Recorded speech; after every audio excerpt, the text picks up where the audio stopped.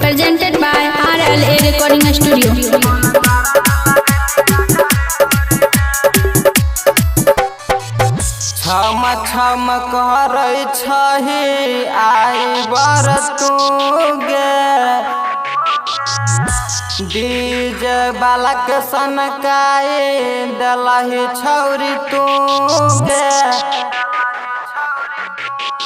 ढोरी में छौरी ढोरी में कौन कारण लगली काजर ढोरी में छौरी ढोरी में कौन कारण लगली काजर ढोरी में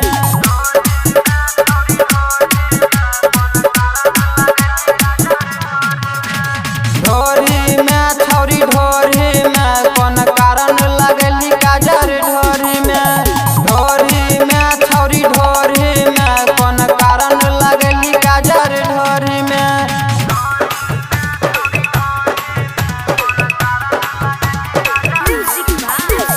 DJ धनुराज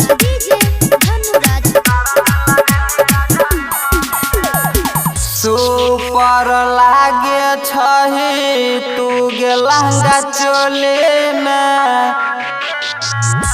चर्चा में छही छौरे तू गे पूरा टोले में ढोरी में छौरी ढोरी में कौन कारण लगली काजर ढोरी में छौरी ढोरी में कौन कारण लगली काजर ढोरी में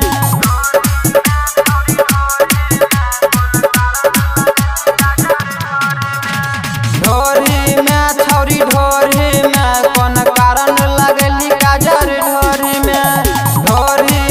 छौरी ढोरी में कौन कारण लगली काजर ढोरी में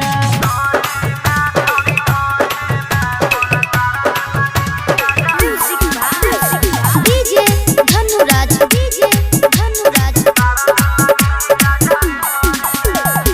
राइटर अनिल सूरज पूछे छौरी जान गे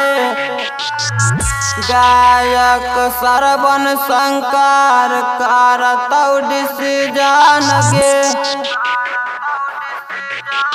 ढोरी में छौरी ढोरी में कौन कारण लगली काजर ढोरी में छौरी ढोरी में कौन कारण लगली काजर ढोरी में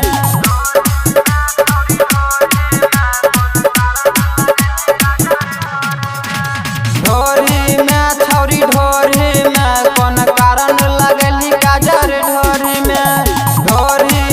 छौरी ढोरी में कौन कारण लगली काजर ढोरी में Presented by RLA Recording Studio.